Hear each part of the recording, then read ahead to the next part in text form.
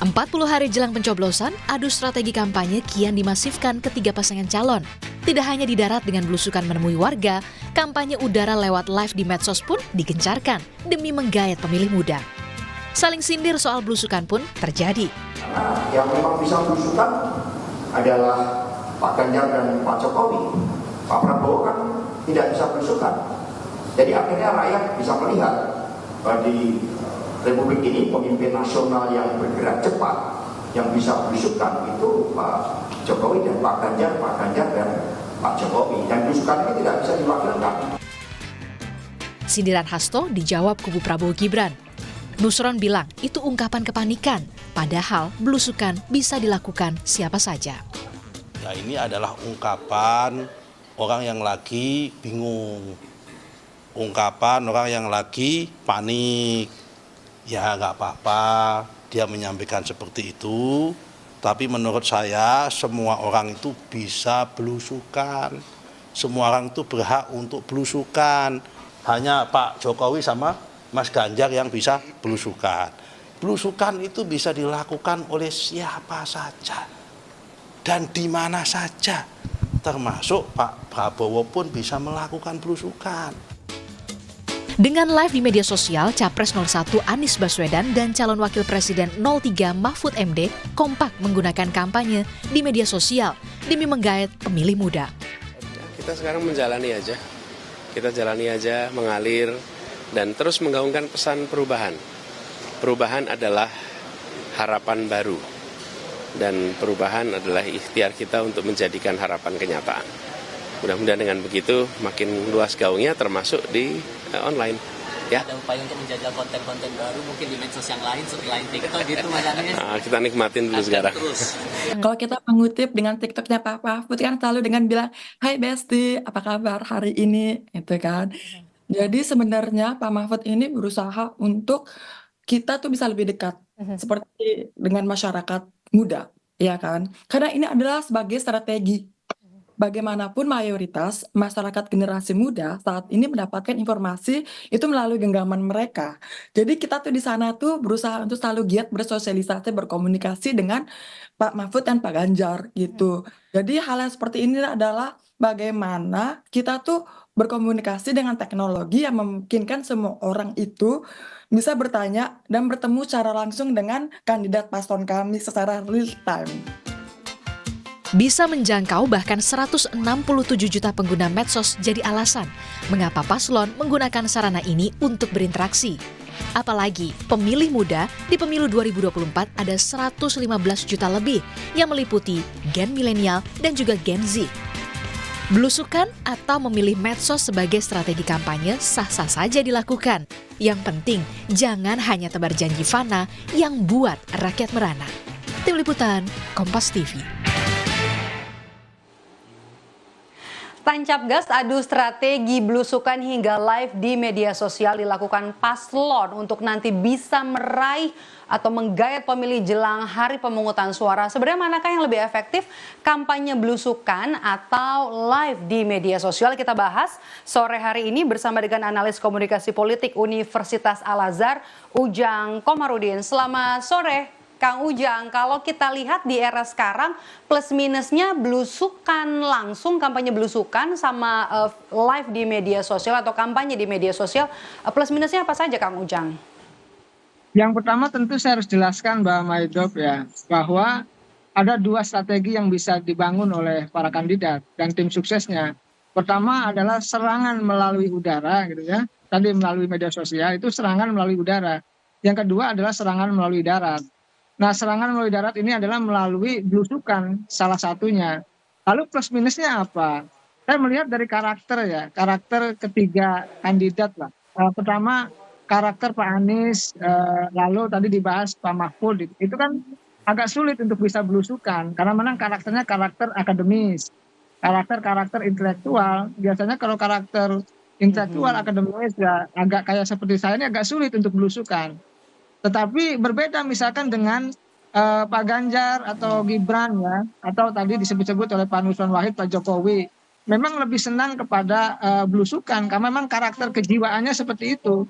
Jadi ada orang yang suka belusukan, ada juga yang tidak. Nah, yang tidak ini menggunakan media sosial untuk live, untuk menjangkau katakanlah pemilih yang jumlahnya sangat besar. Nah, apa lalu plus minusnya? Ya kalau yang belusukan plusnya tentu langsung tatap muka, lalu langsung interaksi, ada face to face gitu, ada keterikatan, ada apa namanya, ada apa ya, emosional yang dibangun. Karena namanya manusia itu butuh ini apa namanya, touching Tuhan, touching heart, sentuhan hati. Kedekatan. Nah di situ ya kedekatan. Kayak itulah keunggulan dari komunikasi atau kampanye dengan belusukan. Ya kekurangannya tentu ya apa namanya, mungkin ketika janjinya tidak ditepati gitu kan. Ketika keinginan rakyatnya tidak dipenuhi, ya nanti ya akan menjadi persoalan misalkan. Kalau media sosial itu memang kelebihannya jangkauannya sangat luas, sangat besar, dan itu bisa mengambil segmen dari pemilih anak-anak muda atau segmen pemilih. Kekurangannya memang tadi tidak ada sentuhan langsung, tidak ada sentuhan dari hati ke hati. Itu yang membuat teknologi walaupun sehebat apapun, secanggih apapun Oke. digunakan, ya tidak ada touching heart-nya itu begitu. Oke. Kang Ujang, kampanye Jokowi, kampanye ala Jokowi dengan kampanye belusukan ala Jokowi itu kan sudah terbukti ya berhasil menggait pemilih, sudah dilakukan oleh Joko Widodo. Kalau relevansinya kampanye belusukan dengan relevansinya era saat ini gimana? Ya kalau saya sih melihatnya kombinasi, Mbak Maidop. Yang bagus itu kombinasi. Jadi 50% belusukan, 50% melalui media sosial. Ya memang belusukan efektif, sudah terbukti bisa menjadikan Pak Jokowi sebagai presiden 2 kali ya, 2 periode, 2014 dengan 2019. Tetapi ketika perkembangan teknologi begitu masif, begitu cepat begitu ya, media sosial menjadi sarana jembatan komunikasi antara rakyat gitu ya dengan pemimpinnya, maka ya suka tidak suka, senang tidak senang di 2024 ini, ditambah lagi dengan pemilih pemuda yang banyak memegang gadget, banyak yang menggunakan media sosial, maka kampanye di media sosial menjadi sebuah keniscayaan, menjadi sebuah keharusan, menjadi sebuah kreativitas yang harus dibangun oleh para kandidat. Makanya tadi ada yang menggunakan media sosial untuk sebagai alat kampanye bagi mereka. Oke, jadi menurut Anda Kang Ujang, kampanye di media sosial termasuk juga live mendekati hari H, kita kan udah kurang dari 6 bulan lagi ya, bahkan cuma hitungan 40 harian lagi untuk nanti hari pemungutan suara, ini jadi hal yang baru yang dinilai efektif nanti untuk bisa menggait pemilih, terutama pemilih muda? Kalau soal efektivitas saya belum tahu ya, karena ini kan harus diukur, harus dilakukan survei di lapangan begitu. Saya tidak bisa mengatakan bahwa ini efektif atau tidak. Ya yang jelas, ya saya melihat bahwa itu sedikit banyak ada pengaruhnya, sedikit banyak paling tidak kandidat capres-cawapres bisa memberikan informasi ya terkait visi misi, program, platform, lalu juga ide dan gagasannya kepada pemilih-pemilih muda yang banyak menggunakan media sosial. Sekali lagi soal efektivitasnya harus diuji dulu, harus dilakukan survei dulu, tetapi ini sangat penting karena tadi penggunaan teknologi bagaimanapun sebagai alat komunikasi ya antara kandidat dengan rakyatnya begitu, selain dari belusukan yang dilakukan. Tapi menurut Anda sebagai analis komunikasi politik nih, Kang Ujang, mana yang lebih efektif antara dua hal ini, kampanye belusukan atau kampanye lewat media sosial termasuk live-nya? Ya, saya katakan kalau mana yang lebih efektif, saya harus menguji ya, harus diuji dulu tadi, harus diketahui dulu efektivitas dari kampanye melalui media sosial itu. Karena begini, begitu kampanye, apakah mereka memilih di TPS atau tidak? Kan itu juga menjadi penting. Kalau belusukan kan memang sudah ketemu langsung, ya kemungkinan besar bisa memilih, dan itu sudah ada pengalaman dari Pak Jokowi. Oleh karena ini ujian ya, artinya uji coba ya dari para kandidat capres-cawapres menggunakan media sosial sebagai alternatif untuk berkampanye. Ya apakah yang lebih efektif belusukan atau live di media sosial? Saya melihatnya saat ini masih 50-50 lah. Karena bagaimanapun kandidat capres-cawapres masih butuh belusukan, di saat yang sama juga harus menggunakan teknologi sebagai alat kampanye mereka begitu untuk menjangkau publik yang sudah melek informasi.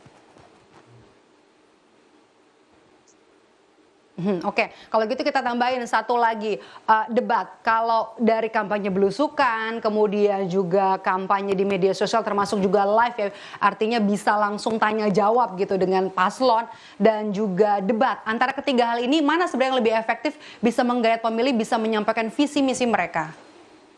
Kalau debat itu kan saya melihat pengaruhnya untuk undecided voters ya, artinya swing voter atau mereka yang masih galau. Yang menurut Litbang Kompas 28,7% ke sana. Nah, yang belusukan ini bagi masyarakat yang katakanlah generasi tua, generasi yang lama gitu loh. Yang katakanlah generasi-generasi yang apa bukan generasi muda. Nah, yang media sosial ini yang live ini adalah anak-anak muda, anak-anak SMA, anak-anak kuliahan gitu. Ini yang menjadi kelebihan daripada masing-masing cara itu. Jadi saya melihatnya masing-masing cara punya kelebihan dan kekurangan. Tentu yang bagus adalah bagaimana mereka tampil mati-matian Jadi habis-habisan. sebenarnya dengan masing-masing media ini artinya punya target pemilih masing-masing yang mau digayat begitu ya? Betul. Satu itu, yang kedua mereka punya cara untuk mengisi tadi dukungan masing-masing. Jadi live itu juga ada segmentasinya, belusukan juga ada segmentasinya, termasuk debat juga ada segmentasinya. Dan kandidat capres-cawapres harus mengisi itu semua ya untuk menambah dukungannya begitu. Jadi ketiga-tiganya harus dilakukan yang terbaik untuk bisa menggayat pemilih.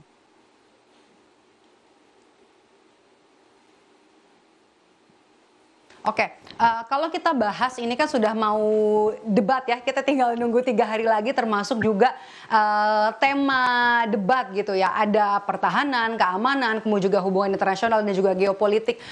Menurut Anda kalau untuk tema debat yang nanti akan dibahas pun juga tadi Kang Ujang sampaikan kalau debat itu kan untuk undecided voters ya, tema yang kali ini diangkat juga cukup berat begitu.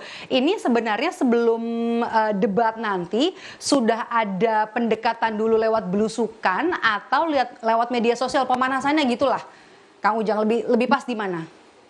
Ya biasanya begini, sebelum debat itu biasanya para kandidat dan tim suksesnya, biasanya termasuk konsultannya itu melakukan prakondisi. Prakondisi itu ya testing the water gitu. Testing the water itu ada yang melakukan belusukan, ada yang melakukan pemberitaan di narasi politik di media begitu.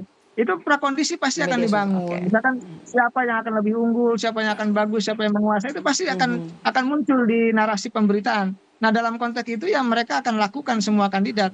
Oleh karena itu nanti ujungnya finalnya gitu ya adalah penampilan di tanggal 7 Januari nanti seperti itu dengan tadi mengaitkan dengan prakondisi sebelumnya.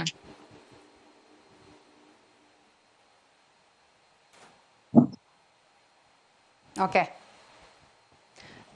Baik, terima kasih atas perbincangan kita sore hari ini. Kang Ujang, kita tunggu nanti kira-kira apa masih yang akan dilakukan oleh 3 pasangan calon, termasuk juga nanti sepanas apa debat ketiga yang akan digelar pada hari Minggu nanti. Terima kasih Kang Ujang sudah bergabung bersama kami di program Rumah Pemilu. Sehat selalu Kang Ujang.